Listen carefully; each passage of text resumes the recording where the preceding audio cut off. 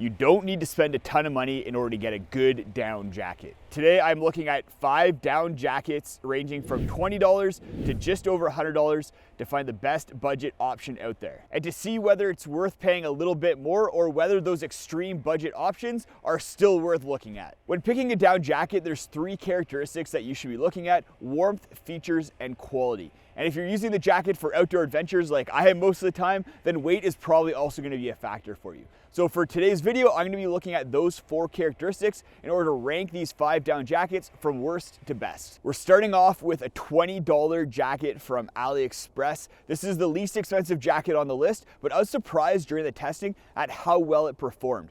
I pretty much determined that there is no bad jacket on this list. The top jackets just have a few more characteristics that make them stand out from the rest. So you're gonna have to decide for yourself where on the spectrum your priorities lie. The reason this jacket is number 5 has to do with warmth and features. Quality is pretty much a wash across these jackets. I was surprised that quality was good across all 5 of the jackets, even for these $20 ones. Weight was also pretty much a wash, with all the jackets ranging from 300 grams to 350 grams, but I will share the weight with you guys for those gram weenies out there. This jacket weighs 315 grams, which puts it kind of in the middle out of all 5 of the jackets. But the features are pretty bare bones on this jacket. You do get a hood. All of the jackets have a hood and are full zip. You have 2 hand pockets, which all the jackets also have, and then you have 2 drop pockets on the inside for storing things like gloves or hats when you just need them out of the way.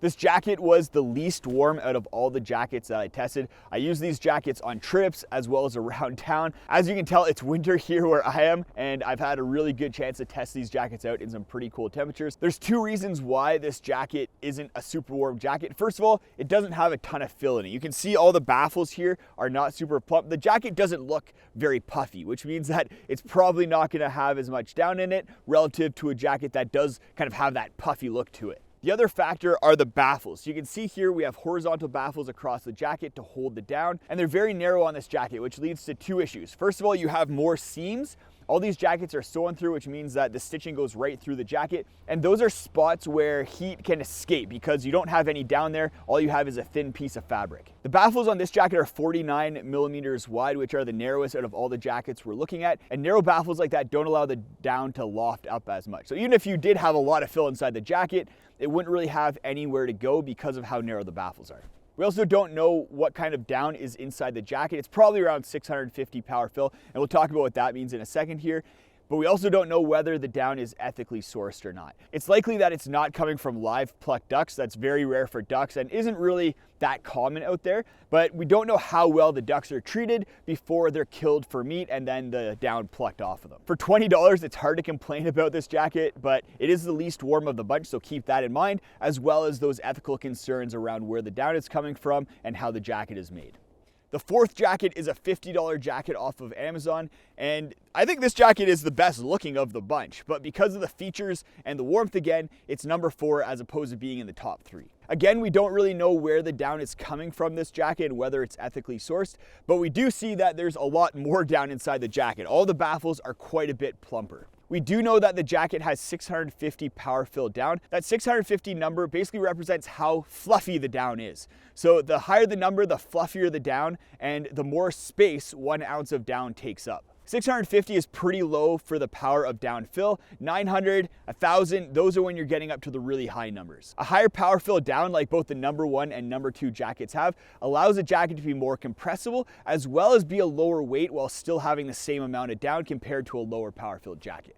Not a lot of features on this jacket. You basically get all the features that all the other jackets have, with 2 hand pockets, a hood, and a full zip. It does have 2 drop-in pockets on the inside, but pretty much every jacket on this list also has those. For warmth, this jacket isn't terrible, but there's a couple reasons why it's not as warm as all the other jackets out there. The first one being that all the stitching between the baffles is double stitched. So on the other jackets, you have a single stitch separating all the baffles, which creates a smaller space for heat to escape. With that double stitch, you're essentially tripling or quadrupling the amount of surface area where heat can escape from your body to the outside environment. I understand that they probably did that to improve durability of the jacket, and it probably does, but at the sacrifice of warmth. The width of the baffles also isn't super thick. You have 2 different widths. You have a narrower baffle at the top here and then thicker ones kind of around your core where you want a little bit more warmth. And I like that, but it's not quite up to snuff compared to some of the warmest jackets on this list. While I was testing this jacket, it actually jumped up to number 2 based on how much it surprised me with its performance, especially for only $50. But after comparing it objectively to the other jackets, it had to drop down to number 4 because those top 3 options are just that much better.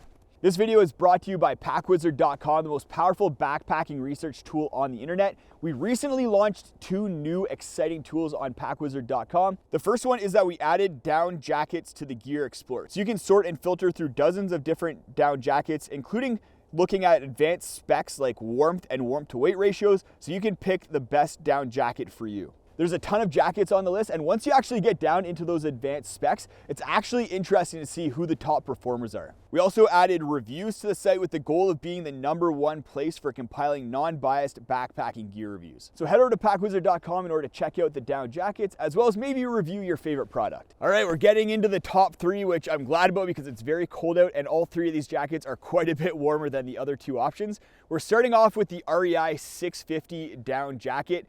This jacket is warmer, like I mentioned, but it also has a ton of features that the other ones don't have. But there is kind of an elephant in the room with this jacket, which is why it isn't in the top 2. So first of all, with those features, you get all the things that you get with those other jackets: hand pockets, hood, full zip, drop-in pockets. But you also get some little details like a hem cinch. So if you need to kind of lock in the heat around your butt and hips, and you can do that with this hem cinch. As well, this jacket is made with blue sign materials and uses down that's certified by the Responsible Down Standard. That means that the down inside this jacket doesn't come from live plucked animals and is coming from farms where the ducks or the geese are ethically treated. That is, until they're murdered for their meat and then their feathers are plucked off. The jacket uses 650 power fill down, so remember what we talked about, the jacket is not going to be quite as compressible or as lightweight for how much fill is inside of it compared to a jacket with a higher power fill down.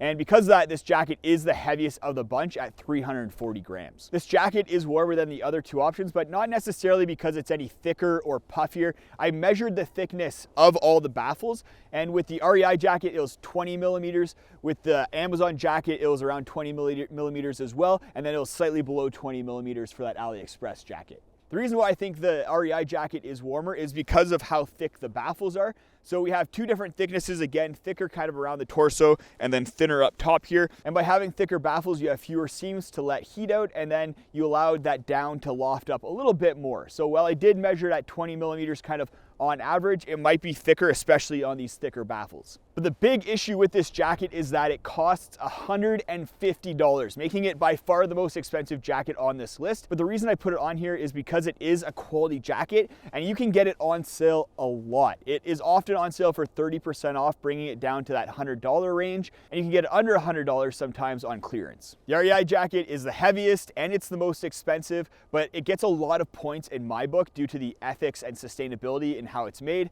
But don't buy it at full price. If you're buying a jacket at full price, then definitely look at the #1 or #2 options more. Unless you need something super budget friendly, then that 4 and 5 option might be a good pick for you. Those of you who follow the channel are probably not surprised to see the Decathlon MT100 on this list, but you might be surprised that it's not in the #1 spot. And that's because Decathlon recently bumped the price up from $80 up to $100. And that makes a big difference. This jacket might have been in the #1 spot if it wasn't for that price difference. That being said, Decathlon has kept the price reasonable for most of the rest of the world, including Canada and Europe, and at those prices, the MT100 might bump up to the #1 slot. The features on the MT100 are great. You have a drawstring at the hem for this jacket as well. You also have a great cuff on the arms where it kind of overlaps and covers the top of your wrist a little bit more, which is a great feature. It uses YKK zippers, which all of the top 3 jackets do, and then it also stuffs into its pocket, which I know for some people is a big deal. The down inside the jacket is RDS certified, which is great, and it's a higher power fill. It's 800 power fill based on the US testing system, which means that the jacket is able to be a bit more compressible as well as lightweight for how much down is inside of it. The MT100 is the 2nd lightest jacket on this list at 305 grams for the size large. All of these weights are based on me weighing these jackets on my own scale, and as you can see, if you're looking at the specs, all these jackets are different sizes because they come from different places where there's different sizing kind of standards. But I picked jackets that were gonna fit me the best, and as you can see, all the jackets kind of fit me the same. Other than price, the other reason this jacket isn't in the #1 spot has to do with warmth. It is warmer than the other 3 jackets that we've looked at so far, The baffles are a little bit thicker at 22 millimeters, and then the width of the baffles is kind of average. You have two different widths of baffles, and they kind of average out to being in the middle of the pack. While the MT100 isn't in that #1 spot, it does feel the most refined out of all the jackets with the YKK zippers,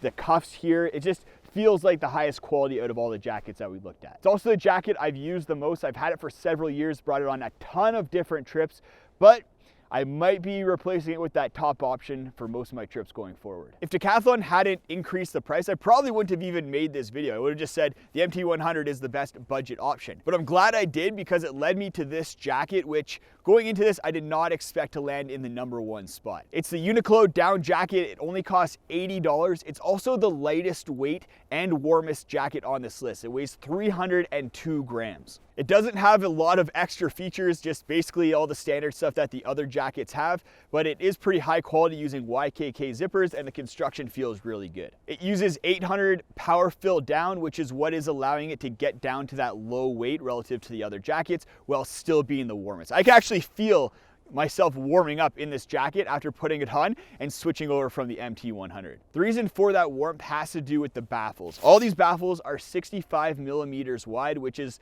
the widest out of any of the baffles on this list, and it allows the down inside them to really kind of loft up. I measured the loft of the baffles at 27 millimeters, which is quite a bit higher than any of the other jackets. And you can see how plump all the baffles are. It just looks like a warmer jacket, and it is.